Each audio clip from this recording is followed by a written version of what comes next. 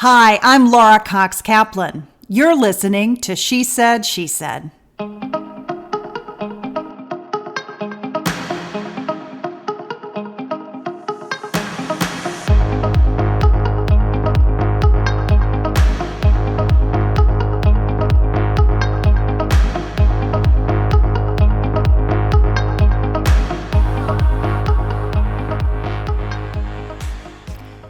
We don't know how life will challenge us or how those challenges will shape our path. Our next guest, Congresswoman Cathy McMorris Rodgers, is a terrific example of taking what life throws at you, including doors that open for you, and making the most of them, even in spite of some fear and trepidation. Cathy has a significant track record of policy accomplishments, and much of her career in the U.S. House of Representatives, she has spent leading the Republican conference as vice chair and later chair. She was elected to the U.S. House in 2004, but her public service career actually started when she was just 24. But it was difficult news that Cathy received some 12 years ago that clarified her focus, helped her see the world differently, and renewed her commitment to serving others. She boldly crosses the political aisle to engage those who have a different political point of view, and her desire to build understanding has never been more valuable nor more important. I think you'll love how Cathy talks about this aspect of her service and the ways that she is working to have a positive impact on the world. You don't need to be a Republican to appreciate the tremendous value that Cathy brings to her role. My friend, Cathy McMorris Rodgers, welcome to She Said, She Said. Thank you so much, Laura. It is great to be with you. Well, thank you. I'm thrilled to be here with you and so happy that you could make the time to join us today. I'm thrilled that you're doing this. She said, she said. It's a lot of when I started to say that, I was like, am I missing? No, you got it. I have the mug too. Yes, exactly. Love it. So let's talk about how you got your start. How did you become interested in political service? I got interested in political service right out of college, working on a family friend's campaign. He was part pastor, part farmer. Then he was running for the state house, and he asked if I would come manage his campaign. That was back in 1990. The idea of me ever running for office, let alone running for Congress, was not what I would have imagined at that time. This has been an unexpected, yet a very fulfilling and exciting journey that I have had. And I go back to Bob Morton, who was our friend and then my boss as state representative. He won that race in 1990, and he offered me a job. And then 3 years later, our state senator retired midterm. My boss was appointed to fill the seat, and he encouraged me to seek the appointment to fill the seat in the state house. That was a big decision for me. As I look back on it, Bob saw something in me that I didn't see in myself. And he was always encouraging me to get out and represent him and give speeches. And little did I know that I would be appointed as state representative. I won that by 1 vote of the county commissioners. And I headed off to Olympia to be the best state representative that I could be. 10 years later, I had just been elected the minority leader in the state house, the first woman to lead either caucus, when George Nethercutt announced that he was running for the U.S. Senate. He was my congressman. It meant there was an open seat for the House. And he called me one day and asked if I had ever considered running for Congress. My name had been mentioned because, as people were speculating, they had the House Minority Leader. And I was thinking, no, I just got elected minority leader. I had plans for the state house and the work that I was going to do there. But after taking some time to explore a potential run for Congress, I ultimately made the decision to do it. I ran, I won, and have had the honor of serving since 2004. You started at a very young age. How old were you when you had your first, were you first held elected office? I was 24. That's really young to get your start. Mm-hmm. Was that intimidating for you? Did you suffer from something we talk about on the podcast a lot, this notion of imposter syndrome? How did I get here? Am I really qualified? Those kinds of questions that we sometimes ask ourselves. Sure. I had a lot of those. I had a lot of those questions. My family had owned an orchard and fruit stand, and I had grown up working alongside my brother and my parents. We raised cherries, peaches, apricots, sold everything at the fruit stand. Our family was well known in that area. When I was appointed to serve as state representative, I recognized that it was a great opportunity. But I had a lot of those questions.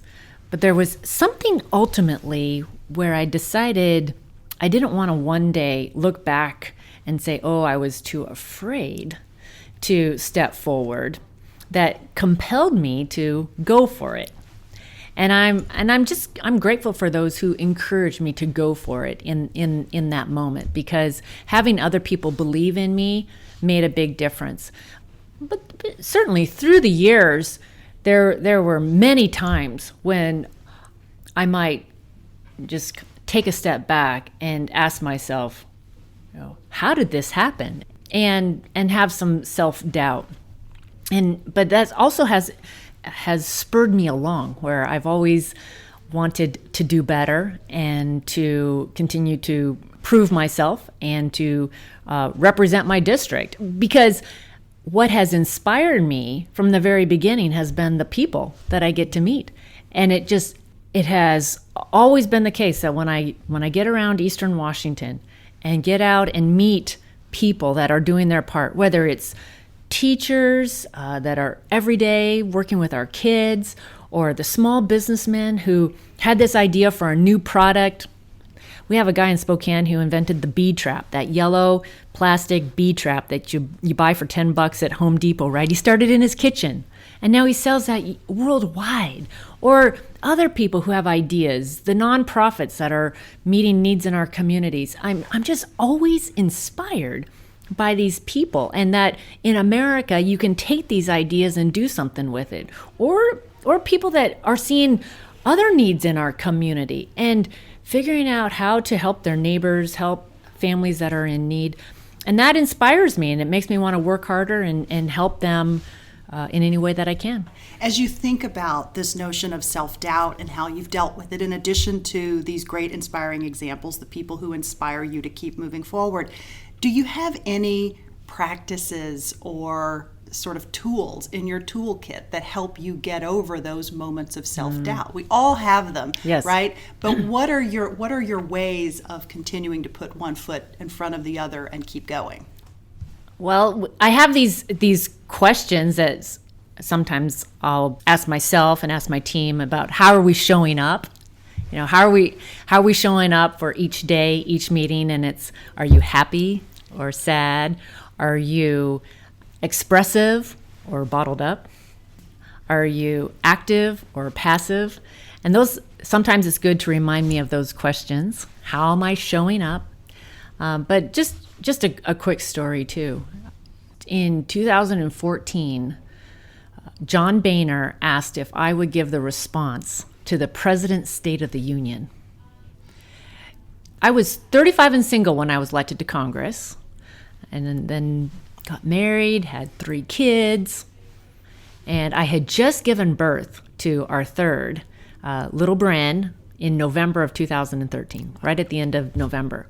And the speaker, John Boehner, called me towards the end of December.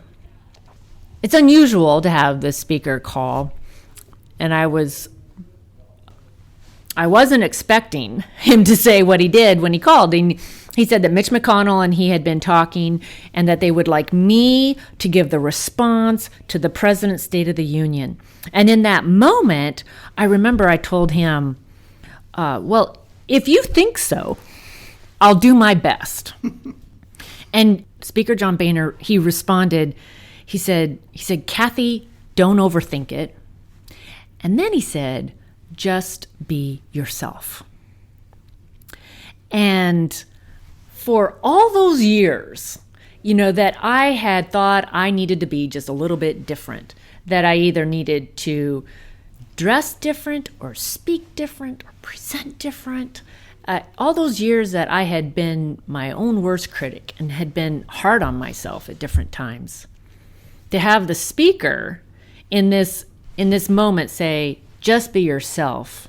It was, for me, it was a significant moment in my life where I was able just to kind of let go of some of all that and say, okay, Cathy, you do have something unique and valuable to offer by just being yourself.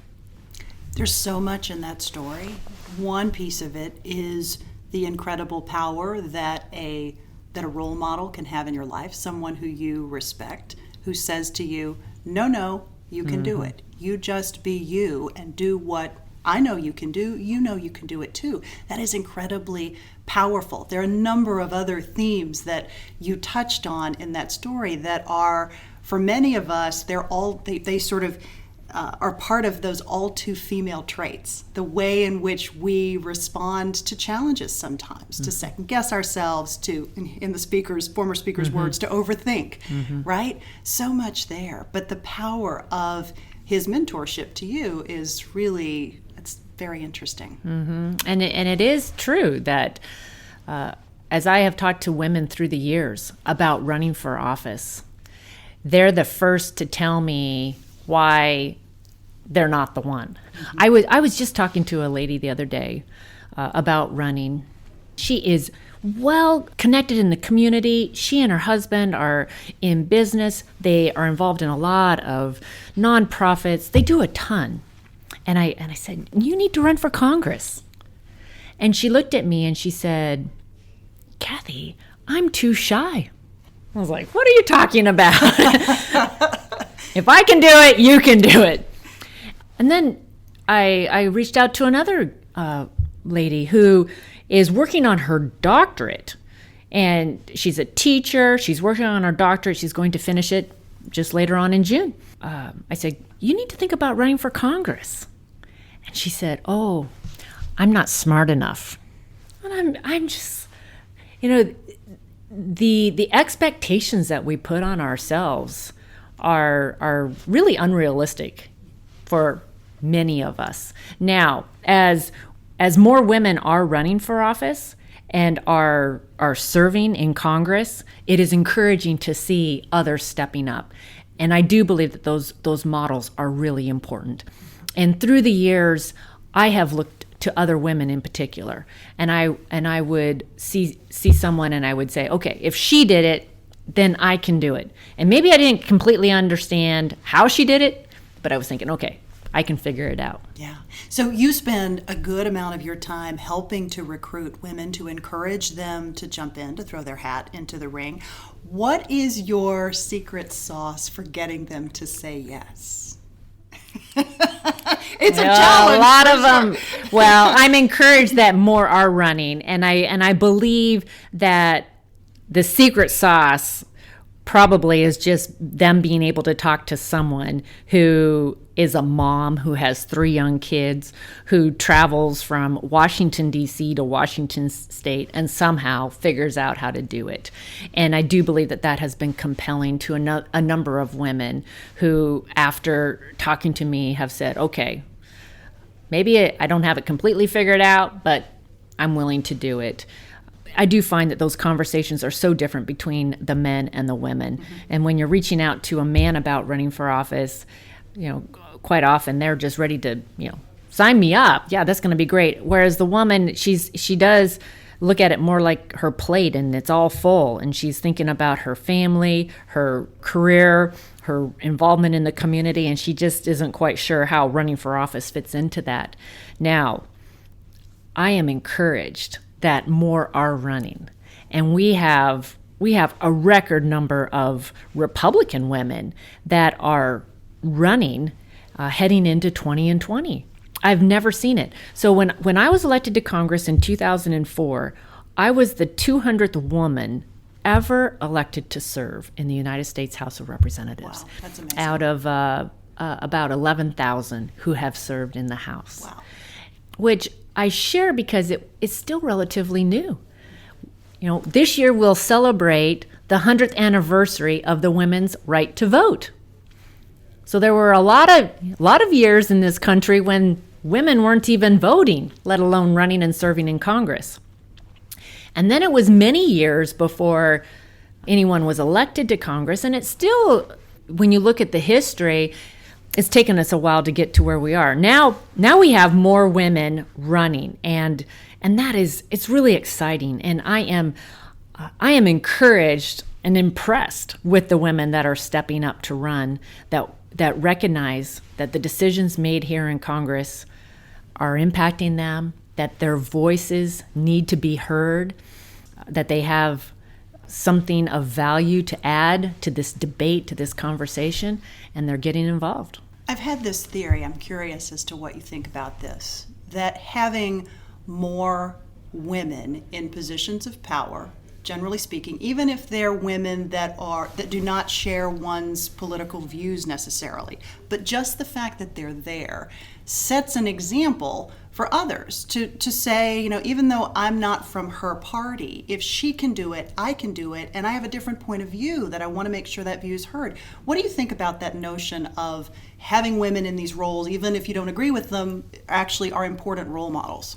Absolutely. I completely agree.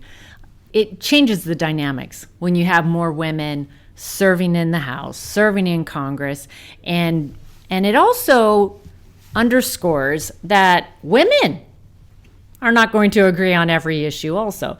National security issues and economic issues and all of the issues around healthcare and education, we're going to have different opinions, but it is important that a woman's perspective and a woman's voice is a part of making those decisions. And we'll make better decisions when women are at the table, when women are involved in making those decisions. It just makes sense. Because the decisions that are made are impacting everybody. Yeah. When you were in your role as conference chair, you had some interesting ideas about marketing the power of women a bit differently to women's magazines, to really encouraging them and being perhaps a little more open than some members had been in the past to say, come in and talk to us, meet these amazing women that we have on the Republican side, so that you understand that different point of view. Talk a bit about where that idea came from and kind of how that culminated. As chair of the Republican Conference, you are charged with communication. You're the point person with communication, as well as helping the members be successful as much as you can. You're almost an extension of their office. When I was elected chair, my goal was to take our message to every corner of the country and to engage different demographic groups. I want women, minorities, the next generation, millennials. I want them to understand Republican policies and our hopes and dreams for every person, no matter where you come from, no matter your background. So when I was elected as chair of the conference, that was my goal. My goal was to really reach out and engage the non-traditional Republicans.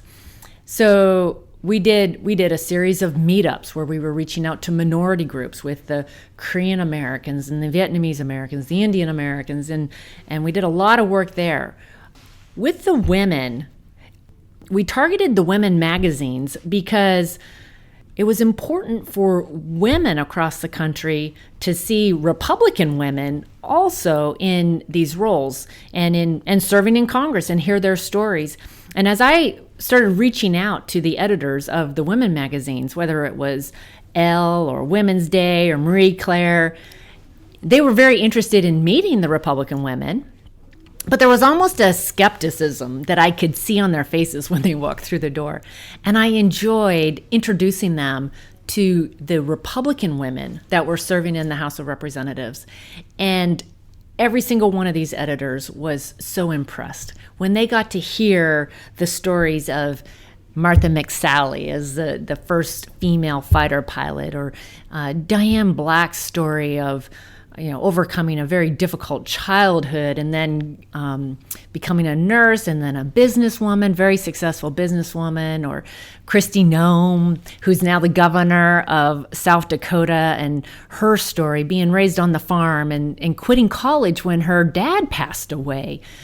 So that she could help save the farm. You just story after story that is moving and is powerful, and it's not just their own stories, but then the passion that they bring as an elected representative and how that influences their work. We saw a number of stories that were written just by reaching out and introducing the women. And so part of the challenge was just to make sure that people were aware. We had 21 members that were under 40 when I was chair, more than the Democrats. Yeah. Many, when they think of Republicans, they think of us being the older party, and yet we had all of these young, dynamic, next generation leaders. And so my goal was to highlight more of those members and to get them out front so that people could meet them, but also engage with people across the country, because the battle of ideas is one that we need to be engaging with everyone. And that was how I wanted to approach being chair of the conference, and to share stories, because stories are so powerful. And it's the personal stories, but also the stories around the legislation that we're working on and how it informs the policy solutions. Yeah, I mean, it was a brave thing to do, because women's magazines historically had been kind of, had sort of put anything that was Republican at a bit of an arm's length. I saw comments by Anna Wintour, who's the editor-in-chief at Vogue, that were extremely controversial. They didn't get quite as much coverage as, frankly, they should have. I think there was a partisan component to it. But it's disturbing that it has, historically, that space has been very myopic as it relates to the way in which the editors of these magazines think about women leaders. Yes. That you have to adhere to a particular political point of view. So it's to your credit that you said, no, come in, come talk to us. Let me introduce you to some of these women who have a different perspective and a different view of what leadership means. It underscores the importance of showing up, of building the relationships, of reaching out. And it was successful. And any of us that have flipped through one of those women's magazines when we're getting our hair done or whatever it may be, usually, large majority of the time, if they're talking politics, it's one side. And it's important as Republicans that we are reaching out and engaging them and making them aware, and they responded positively. Let's talk about this notion of likability, which oftentimes comes up when women run for office.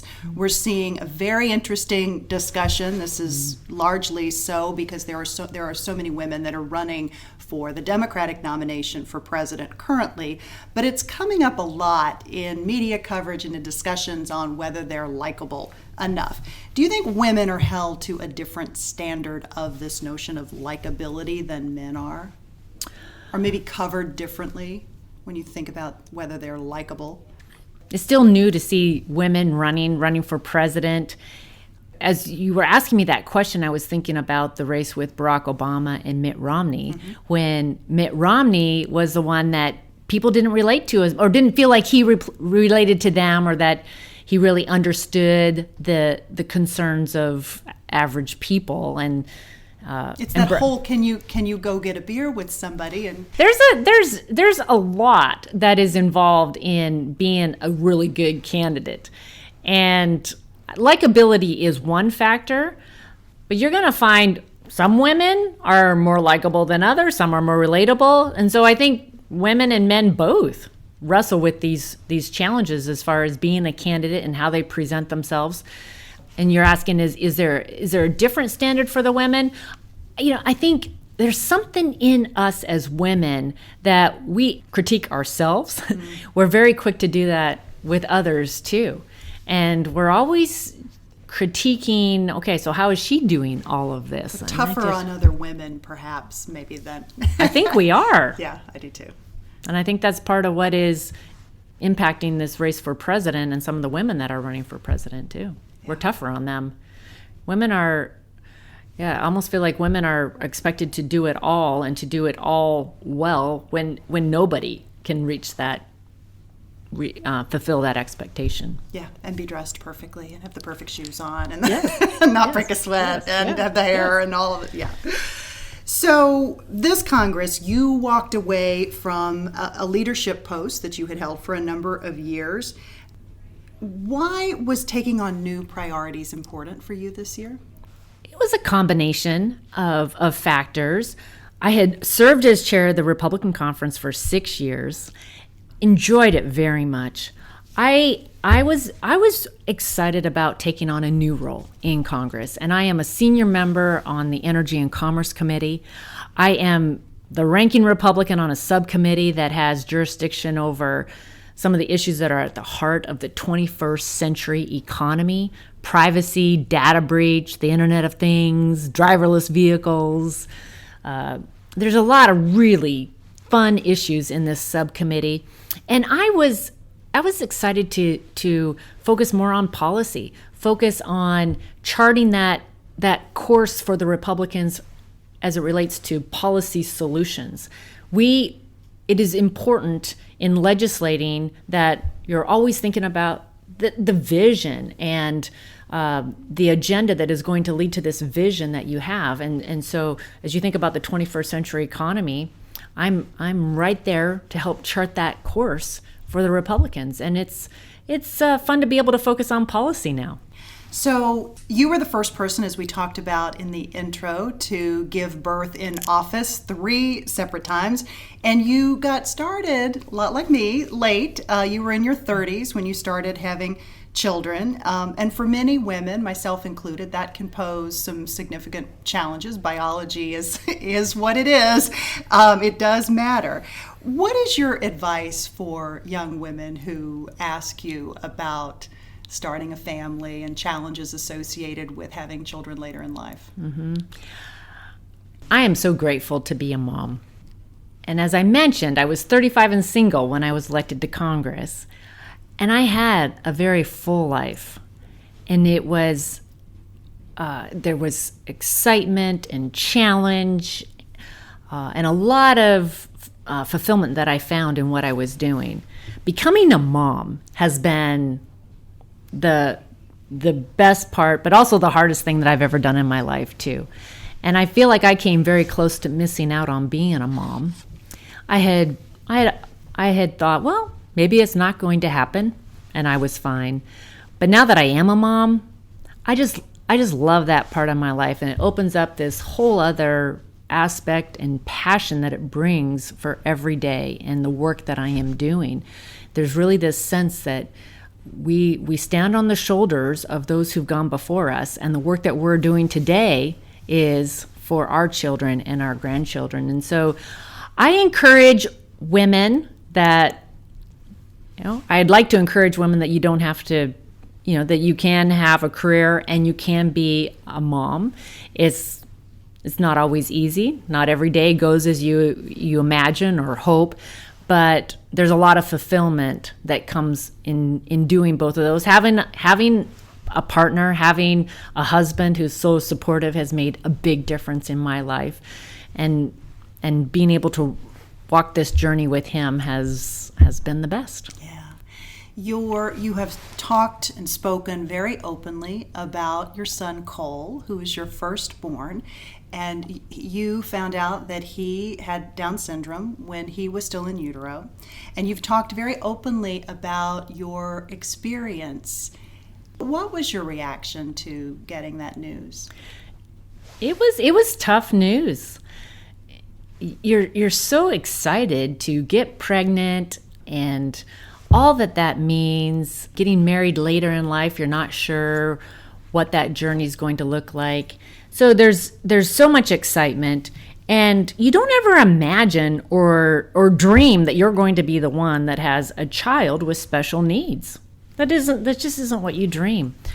And to a certain degree, you always think that that's someone else.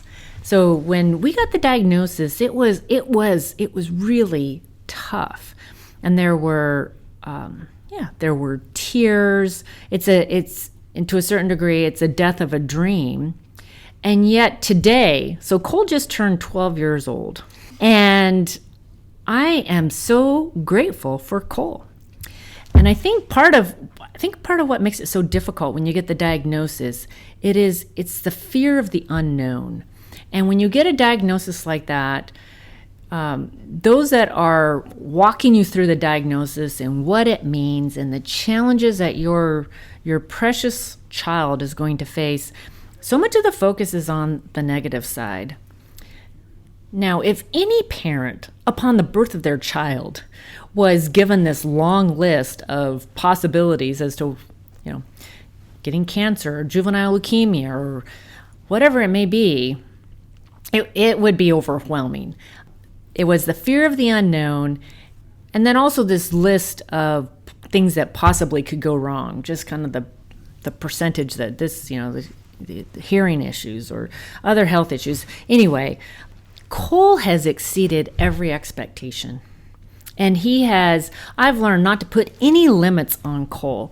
And he also has renewed my conviction as to why I'm here.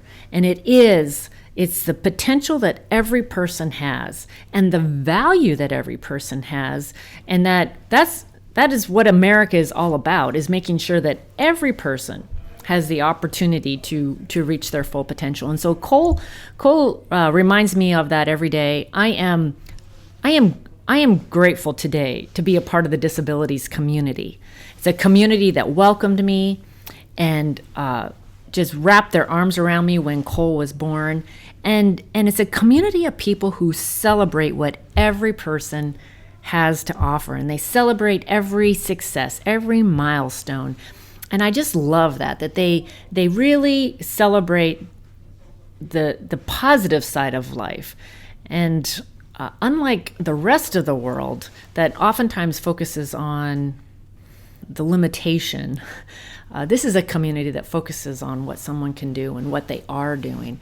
And we could all learn from that. We were talking earlier about women being our own worst critic. We should all do more to focus on what we're doing to make a difference in other people's lives. Yeah. Last year, a Washington Post opinion writer, Ruth Marcus, wrote a piece in which she said, specifically relating to, I think, your son, Cole, that she would have had an abortion rather than give birth to a child with Down syndrome. And you responded to her very forcefully. Talk about your reaction. Right. Yes, she said she would have grieved for a couple of days and moved on. The reason that I responded the way that I did, I think it's very important that we as a society cherish life. And even though it may be different, even though it may be hard, there is value. And not just value, Cole has had such a positive impact on our family. And you talk to anyone in the disabilities community, they are so passionate about their family member who may have a disability because they know the value. They see it every day, and it makes them very defensive and very articulate in why that person means so much to them. And so as a country who has always cherished, it's fundamental to us that we cherish the rights of life, liberty, and the pursuit of happiness for all. I believe that means even our most vulnerable and even those that may have special needs, that they have so much to offer.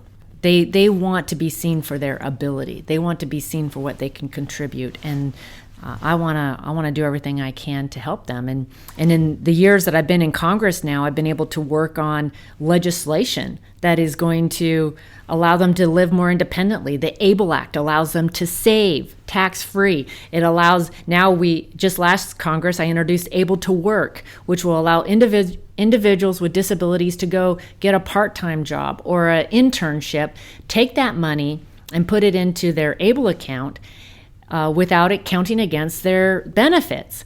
And that is giving them the opportunity to go out and work and be self-sufficient. And that's where we should be focusing. We should be focusing on every person reaching their full potential. Yeah.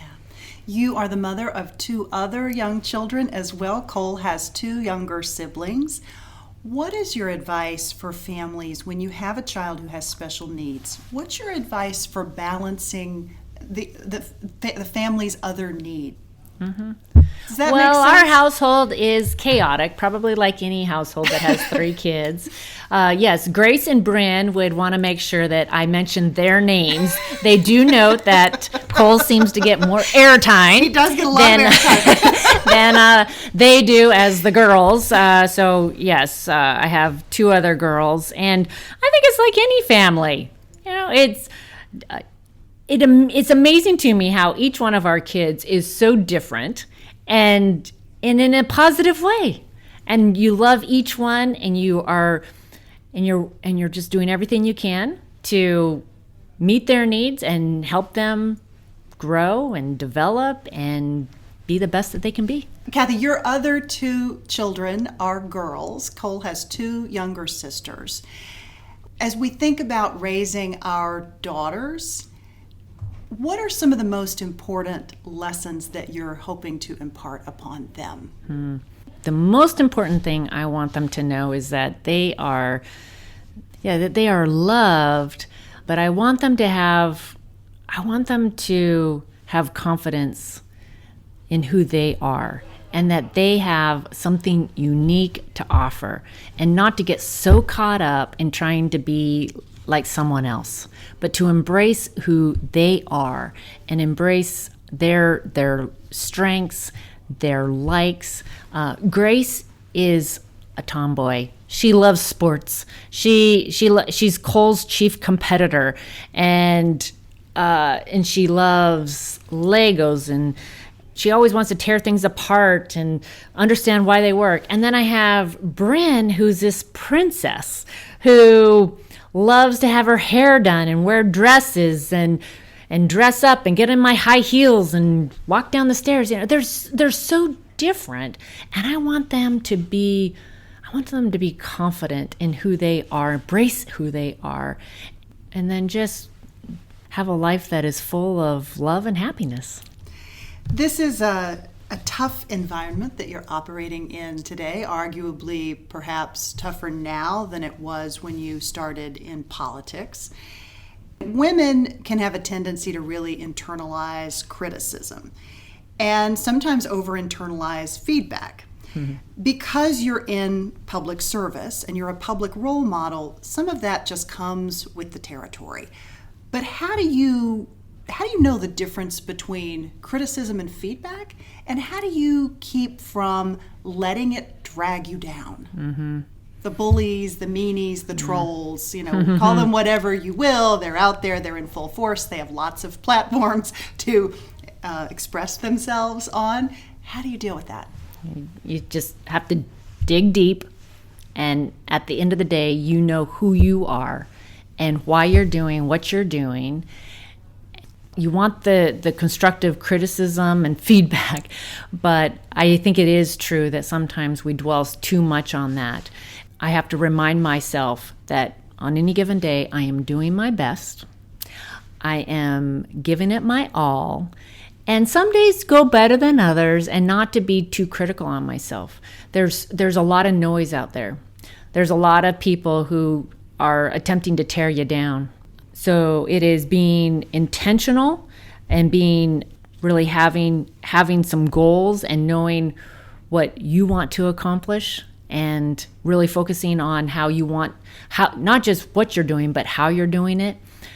One thing that we've done in my office that I think has really made a difference is that we live our values.